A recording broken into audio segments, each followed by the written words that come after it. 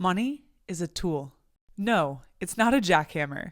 It's not an excavator, or even a simple screwdriver or classic wrench. Nevertheless, it's still a tool. It allows you to buy whatever you want. A big house in a nice, safe neighborhood with good schools, people, and education. You can get a bachelor's degree, master's, or even doctorate degree that allows you to fulfill your lifelong dream of becoming an engineer that started with just a few sets of Star Wars Legos. You can buy healthy food, fruits, vegetables, plants galore, and dare I say, unlimited organic. You can buy even more things like trips, vacations, toys, anything that you want, need, or desire, or that other people want, need, or desire. It not only allows you to buy these nice material possessions, but what about the things that are unseen?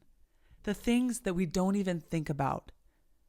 Those are the things that truly matter to me. When a person has money, they no longer have to stress and strain and worry and fear about the most basic needs.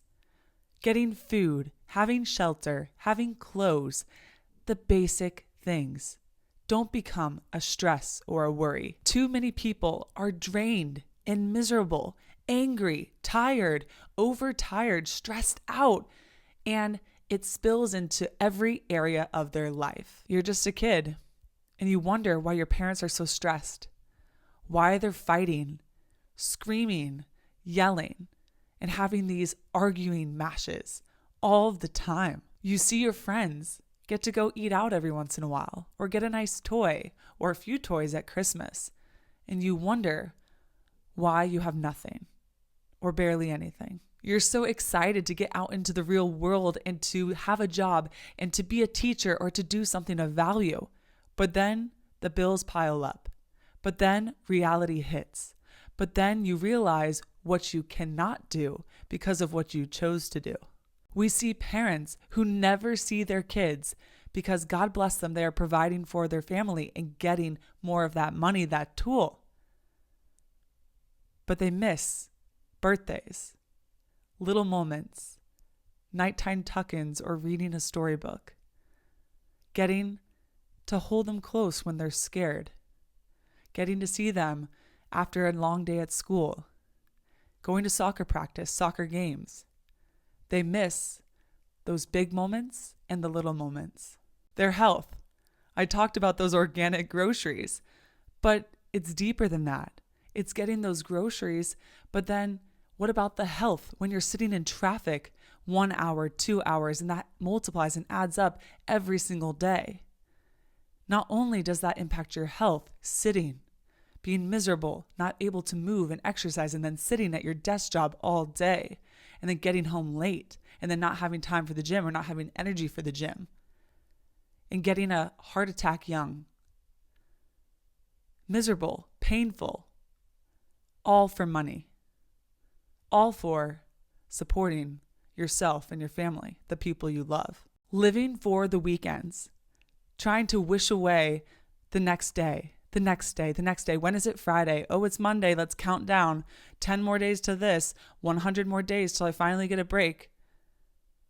Wasting our beautiful life and the precious time away because we'd rather be doing something different or be with our families or be by ourselves or be at the gym or the beach or in service.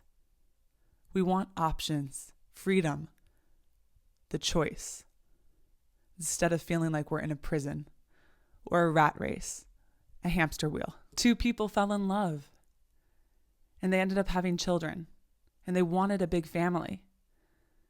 But the husband didn't make enough money.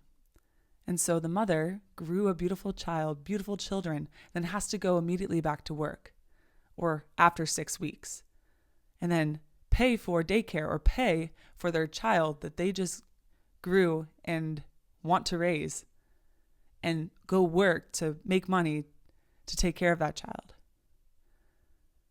when they wish they could have stayed at home and cared for their children or at least seen them more. When your child ruins their nice new clothes that you spent your hard-earned money for, you freak out, you get angry, you yell, you scream, even though You really care about your child, but you work your butt off to go get money and then to pay for those clothes, and then now they're ruined, and then now you have to go buy more and spend more time and money and energy and effort. It prevents you from being the parent you want to be and seeing more clearly. Having enough money and time to go to the doctor, to have preventative visits, and to take care of yourself, whether it's with food, with clothing, with anything that will help take care of yourself. Realizing that you don't like your job, that you wish you could do something different, and you just want to spend your beautiful days on this earth in a different way. Working for yourself, helping the homeless, working on this engineering technology project, trying to solve this problem in the world that you feel called to solve, but you have to go make money and go do something else. You have this passion, this dream. You're an amazing singer and songwriter and musician and artist, but most musicians and artists don't make any money. So you're told to go get a different job, go support your family, go get a real job, go do something to take care of yourself. But then that big piece of you isn't being fulfilled anymore. You're broken.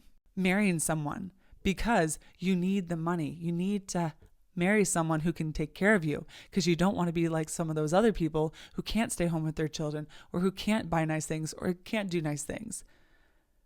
But they're not a really good person. You don't actually love them. You just love that they can take care of you. You've labored years and years and years and devoted yourself and your time and your energy to a company and to customers and to people, but your body is breaking down. You worked and labored so hard that you have so many disc problems and arthritis and all of these issues, but you still need to work because you don't have enough money for retirement and you never learned how to invest or to make your money grow. The list goes on and on with money, with the problems, with the things we want or don't want or want to do or don't do or can't do. Money is a tool. It's not our master. It's not what I'm obsessed with, even though I'm writing this love letter. I'm writing this and I teach about this because if you don't have money, it will be your master. It is your master. And I don't want it to be. You might want to have millions of dollars, hundreds of millions of dollars, billions of dollars. You might just want an extra $1,000 a month or to make a little pivot. That might be what you want. It might be what you need and what's meant for you. And I want to help you do that.